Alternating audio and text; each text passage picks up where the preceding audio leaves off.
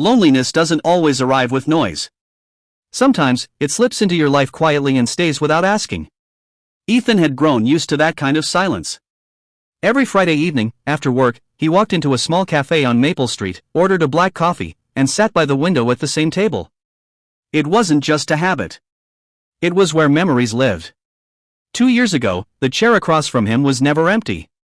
Clara used to sit there, her presence filling the space with warmth. She had a way of smiling that made everything feel lighter, as if the world paused just to watch her. They met on a rainy afternoon.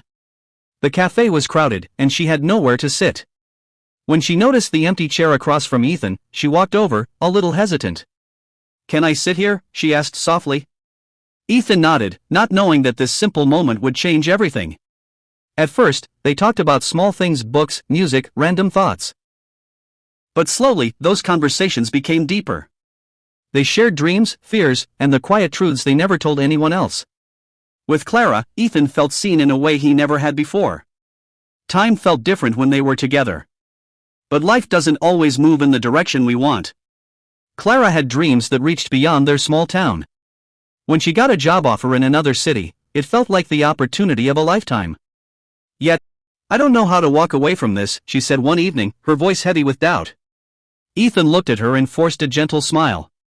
"Maybe you're not walking away," he replied. "Maybe you're just moving forward." A week later, she was gone. At first, they tried to hold on. Messages were frequent, calls lasted late into the night, and promises felt strong. But slowly, things changed. Life got busier, replies came later, and conversations grew shorter. One day, without any clear ending, they simply stopped talking. No goodbye. No explanation. Just silence. Still, Ethan kept coming back to the cafe. Maybe it was hope, or maybe it was just a part of him that refused to let go. That evening, as soft rain tapped against the glass, he stared at the empty chair, lost in thought. The sound of the door opening barely caught his attention until a familiar voice reached him. "Is this seat taken?" His heart skipped. Slowly, he looked up. Clara stood there, her eyes carrying both distance and familiarity.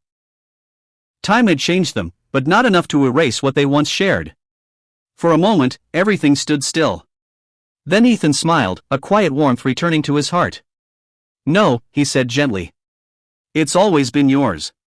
And just like that, the loneliness that once felt endless began to fade, replaced by something he thought he had lost forever, hope.